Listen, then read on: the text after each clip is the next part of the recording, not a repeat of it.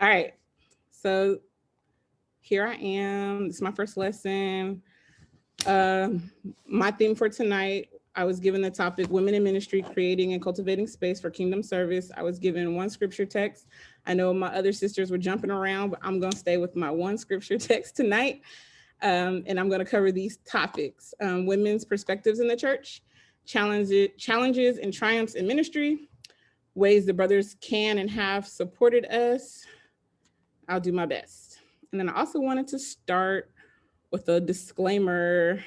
Number one, Christina done messed up.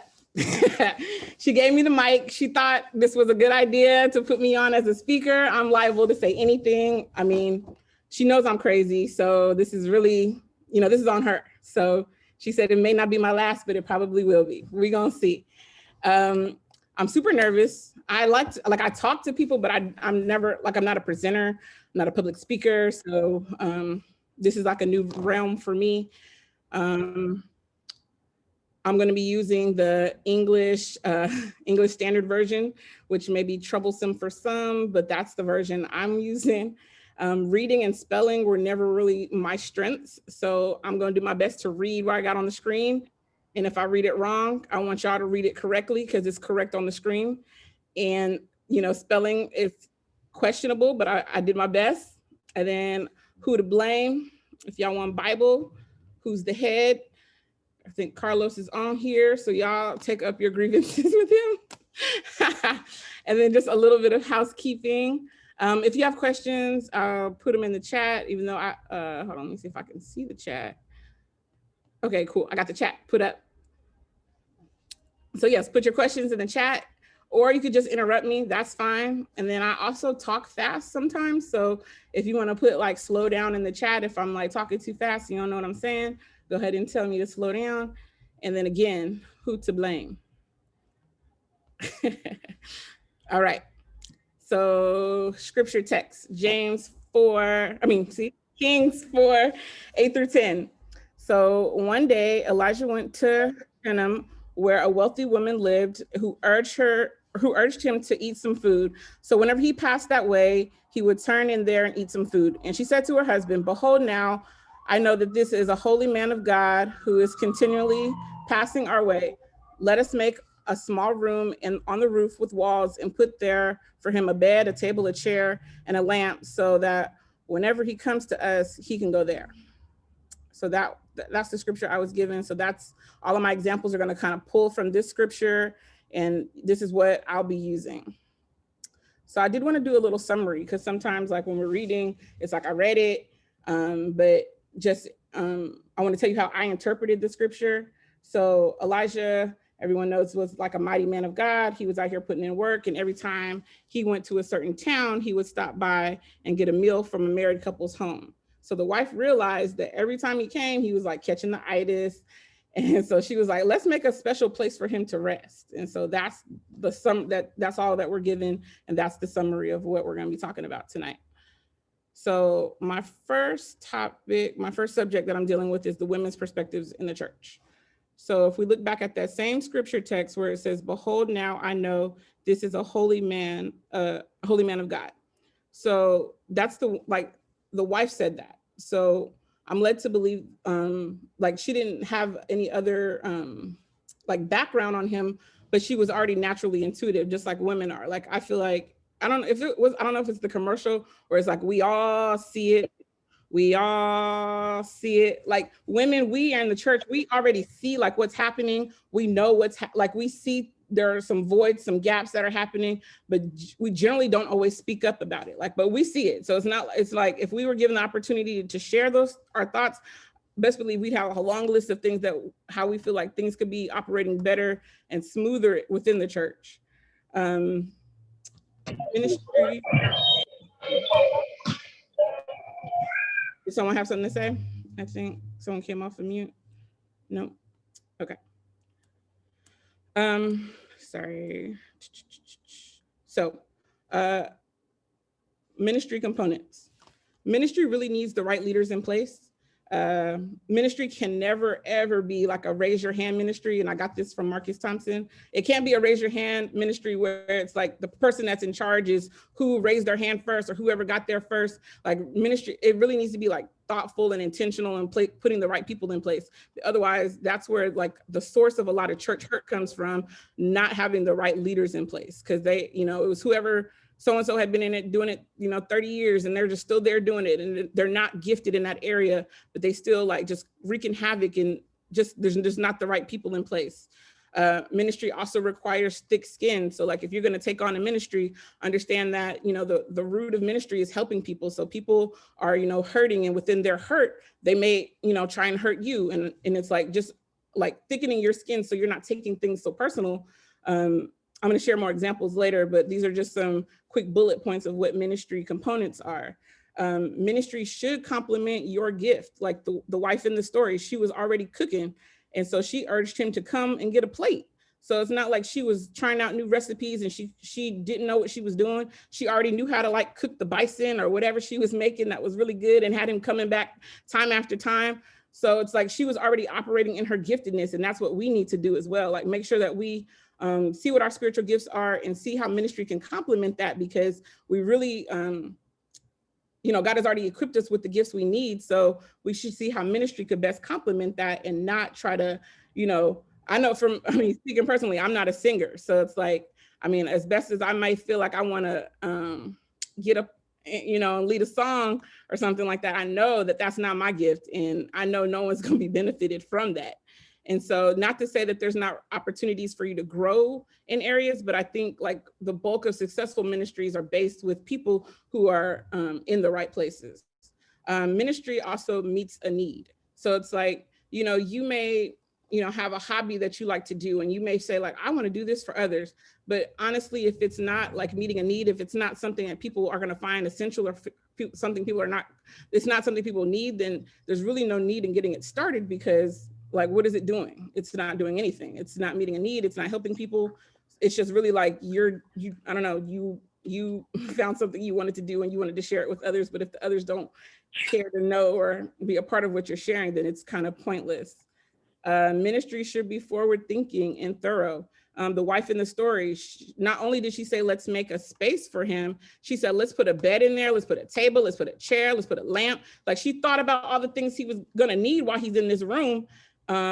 And so she made that happen. So like in terms of ministry, like the ministry, whatever ministry you're involved with or you're a part of, should also be forward thinking, like looking down the road and seeing like, we're starting here with the ministry, but it may need to evolve to this, you know, later on, depending on what the people you're serving, like what are their needs? Do we need to adjust what we initially thought we were doing here? And so it needs to always be ever evolving, and it needs to, like, you can't be stuck in just doing it one way, because it's like, that's how ministries die. I'm going to talk about that later, where it's like you're not changing with the people. Like the people are who you're serving. So you got to make sure that whatever you're doing is like serving them in to the best of their capacity.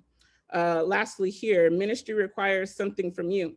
Like the wife in the story, she said, let us make a small room on the roof with walls. So it sounds like the walls were not there. So it sounds like they had to build some stuff there. So, you know, ministry may require you to, you know, some things, you know, from you, your time, your effort, like, you know, you may have to get it off the ground and running. And this is in terms of course, new ministries, but if you're like taking on other things, it will like require some time. Like you can't just be good with putting your name on like, oh, I'm over this ministry, but you ain't doing no work. Like the people that are operating within your ministry are probably looking to you for leadership. So like you're gonna have to be on the ground, like running and getting things started. And so you just got to be ready for that.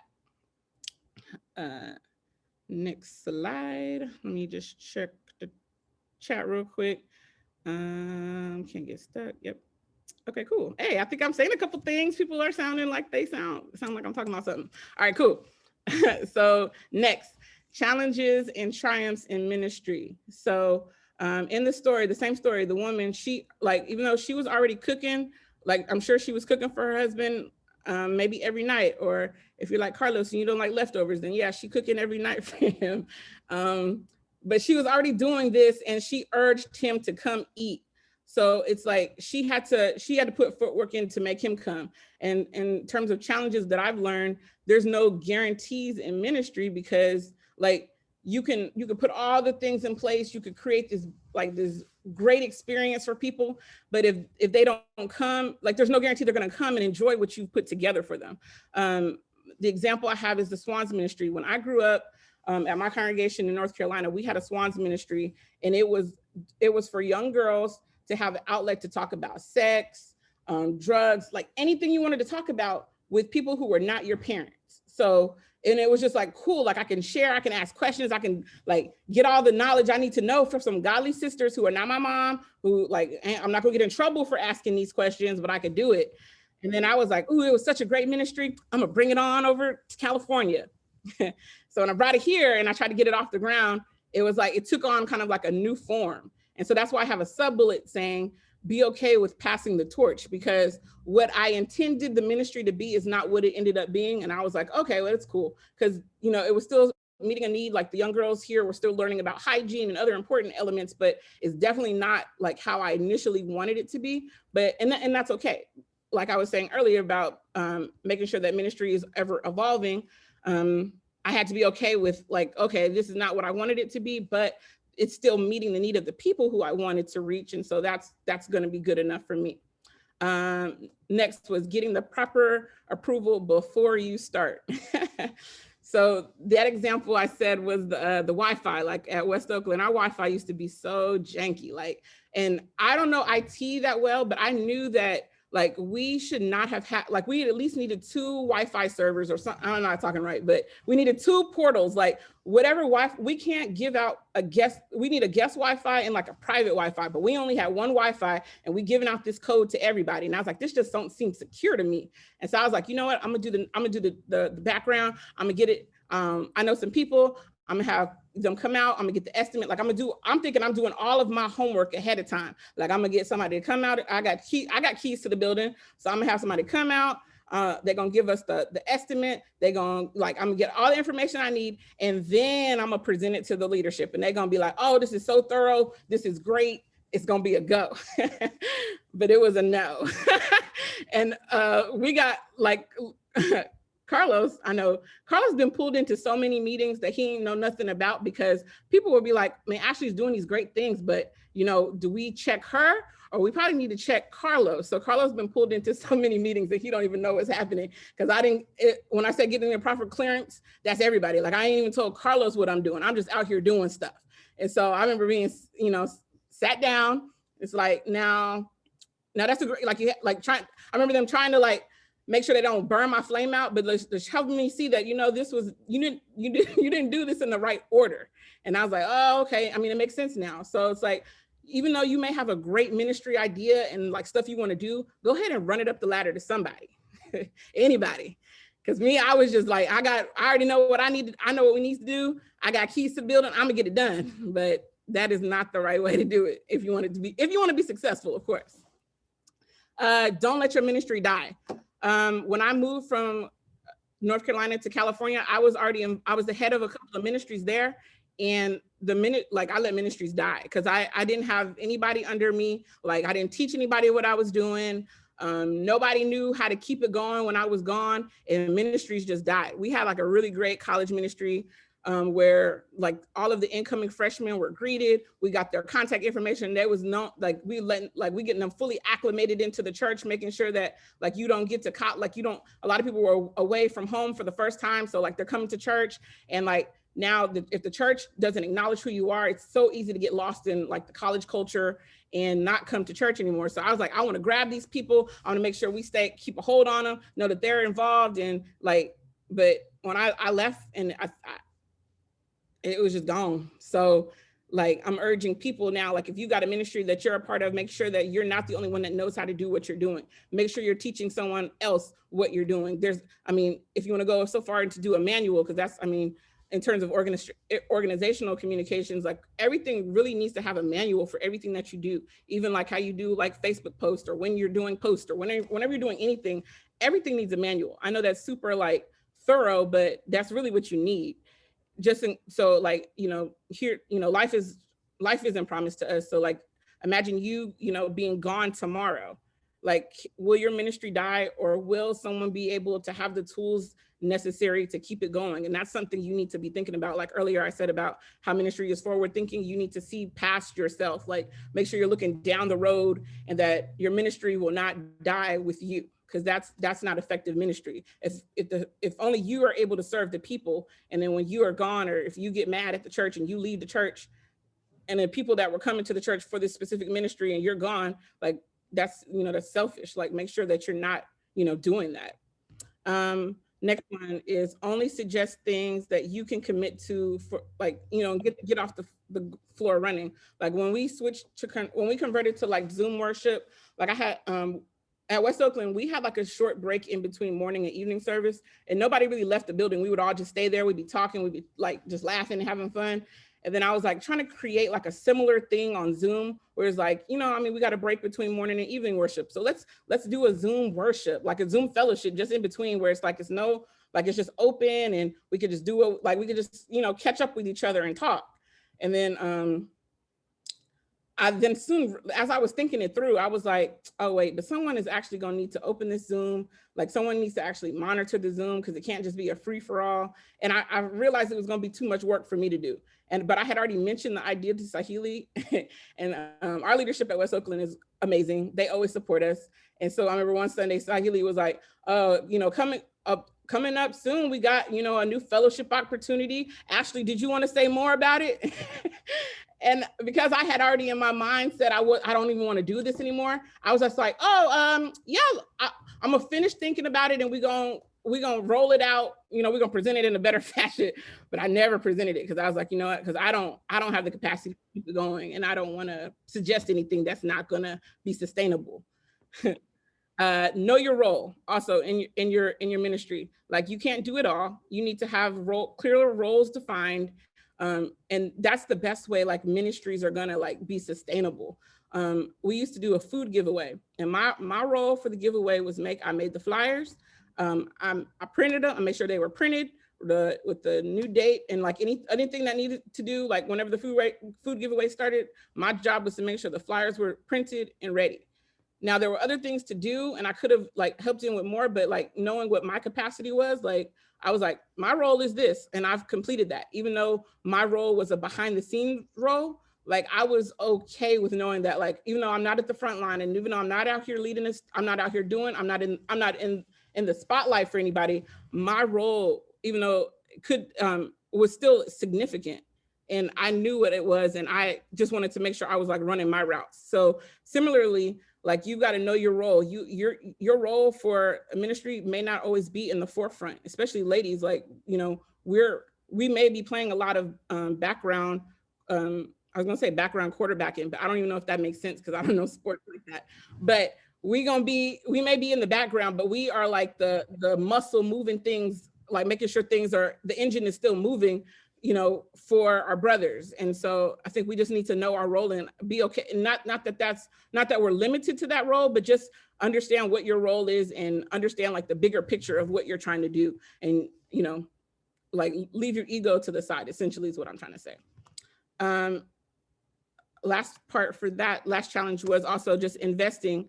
You're investing in your ministry tools. So like I'm the church secretary, and it's my job every month. I gotta update the bullets. Well, we don't even do the bulletin anymore, but I was updating the bulletin, but I do the slides now. So updating the slides with the birthdays, the anniversaries, any events that are coming up. Like I got to make a slide for all these things. And I was working really hard. Like I was working off Excel sheets. And if people like new members come, I got to update this Excel sheet. Oh, this member not here no more. Let me delete them from the Excel sheet. It was just a lot of work. But then I realized, there's a tool called Breeze, and I'm putting a plug for Breeze, because Breeze is an online church platform database that is like, it's called Breeze because it makes your job like a breeze. Like Sahili the other week needed me to run a report he's like, I need to know the members whose spiritual gifts are ministry and administration. Because I've already done the homework and put all of that stuff in the database, it was super easy for me to just run a report, versus me like doing all these like Excel, like let me compare, let me run the Excel sheets and let me find it. Like, no, Breeze did it for me. And that's not a free tool. like for years when it made my job, like my ministry job as secretary, it made it easier for me. So I was willing to invest in that ministry tool.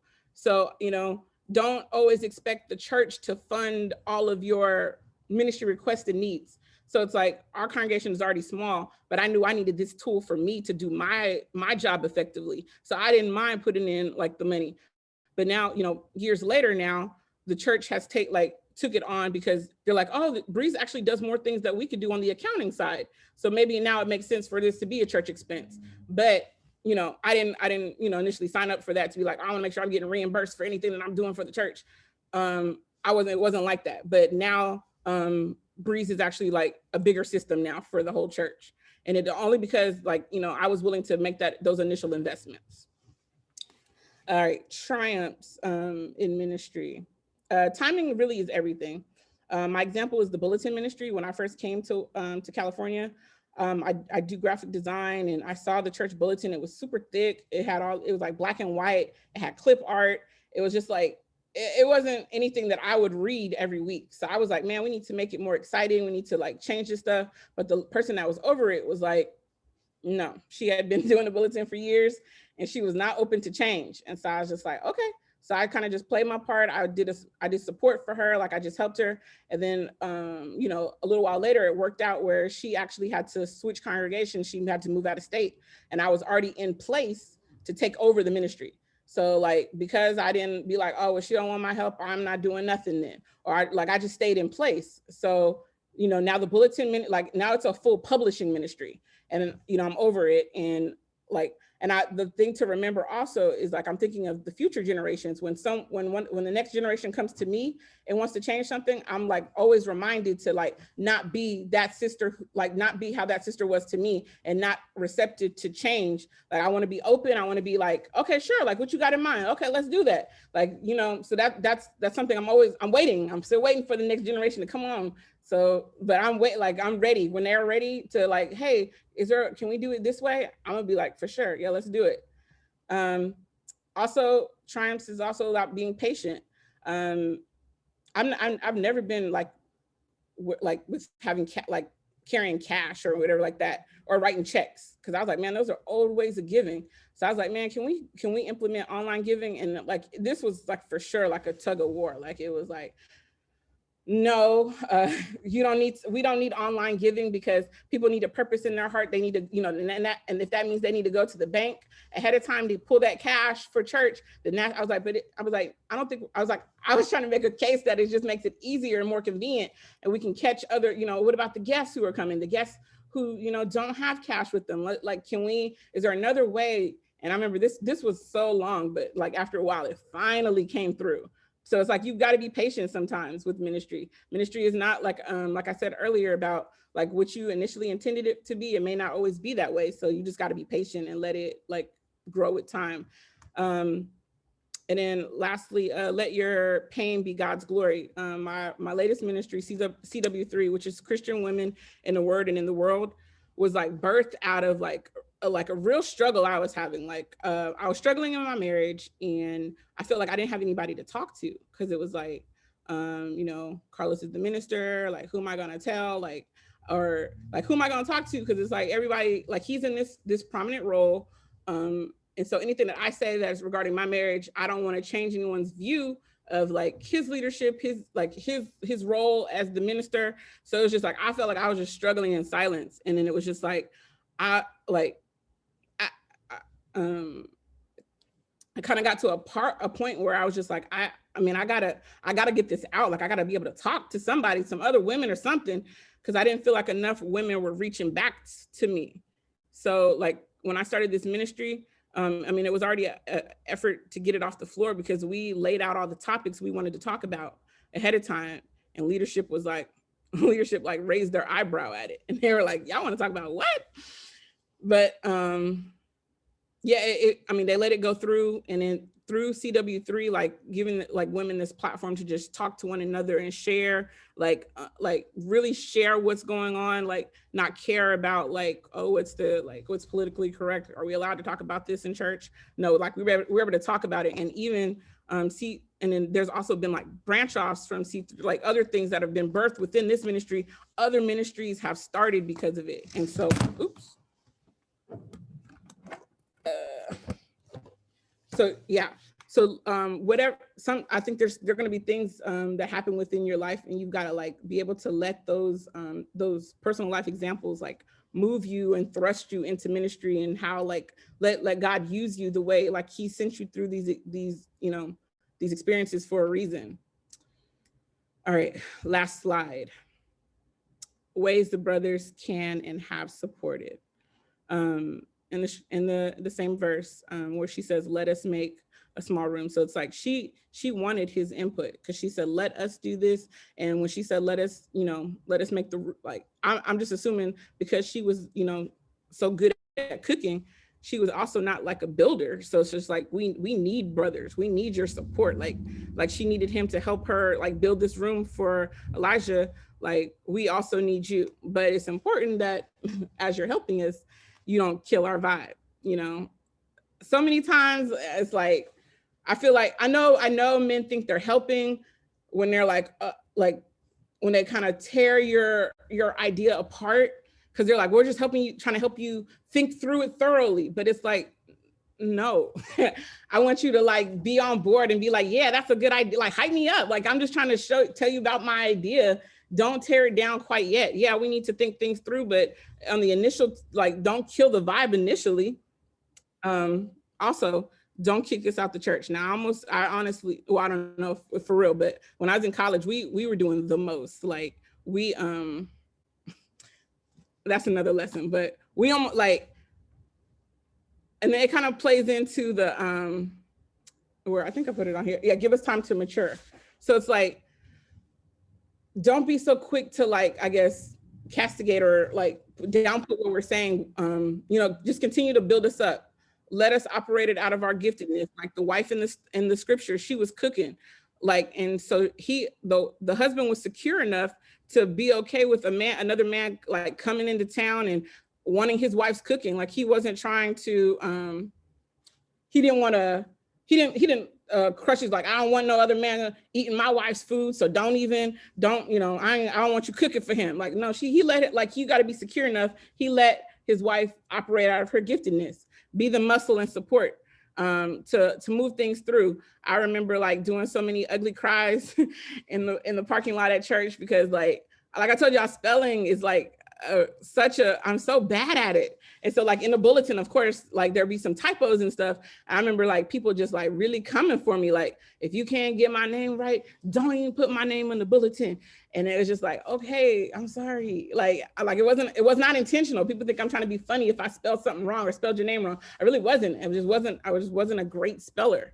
So, and I remember like, just getting that encouragement. And then I remember the elders like saying like, okay, you know what, like they helped me put some other procedures in place where maybe I'm like sending the bulletin to a couple other people to get their eyes on it before it goes to print, so that, we can try and catch some of the typos. Give us time to mature. So I remember when I was in college, we used to have these like little devotionals on Friday night, on Saturday night. And then afterwards we'd be going to the park. Like we have to have it in by 10, because we wanted to get ladies free before 11. Like, we got to get up to get to the party. And I remember the elders are like, where are y'all headed? We're like, we're going to the party. And he was like, but church is tomorrow. I was like, yeah, we're going to be there. We're going to be there. And we didn't see like we didn't see anything wrong with it. It was just like, yeah, we're here for your devotion. Now we're going to go party. We'll see you in the morning. And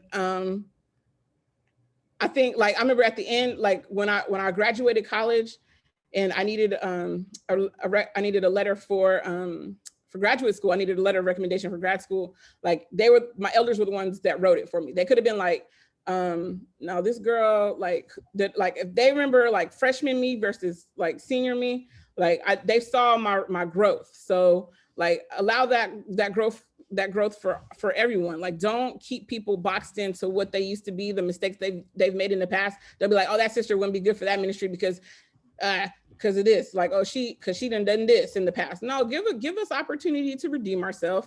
that was the past. Okay, we can still head a ministry now, years later or whatever. Last two things, elders are your friend.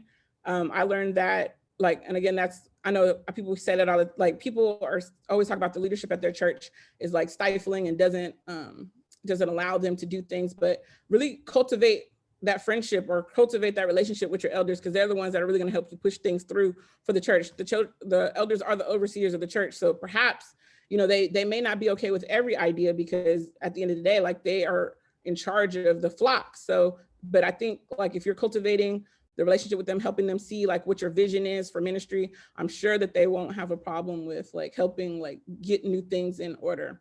And then lastly, help us see what we can't see. CD4P is my business. My business was birthed initially from a ministry. We unfortunately had like a lot of members at our congregation pass away, and so I used to do just the obituaries for them. And then the guy at the funeral home that just happened to keep doing all of our funerals was like, "Oh, did you make this?" I was like, "Yeah." And he's like, "You should really think about going into business." And I was like, "Nah, I just do this. This is ministry. I'm just helping the members here." He's like, "There's really an industry for this." And I was like, "But thanks, okay, but not interested." And then it was like years later, like Paul, like, I mean, now we have like Paul, the same one who kept telling me that you should start a business, is like, he's the director of the funeral home that like refers all of his families to me now. So it's like ministries can sometimes, like I said, like when you're operating out of your giftedness, it all kind of just flows together. It could, birth into something else that's bigger. And then, because this is now my full-time job. And even like today, I'm always getting confirmation where like a mom, like I think it's a wife, and I did her husband's program, and she's like, "Man, you're truly operating out of God's gift for you." So it's like I always get those validations, because it's like, even though this is a business, it's still like, like it's still a ministry at the root of it, and where it was birthed from. So like I never want to get away from that. And that is all I have for y'all tonight. I hope I said something that sounded like something. And I guess I'll open it up to questions or comments.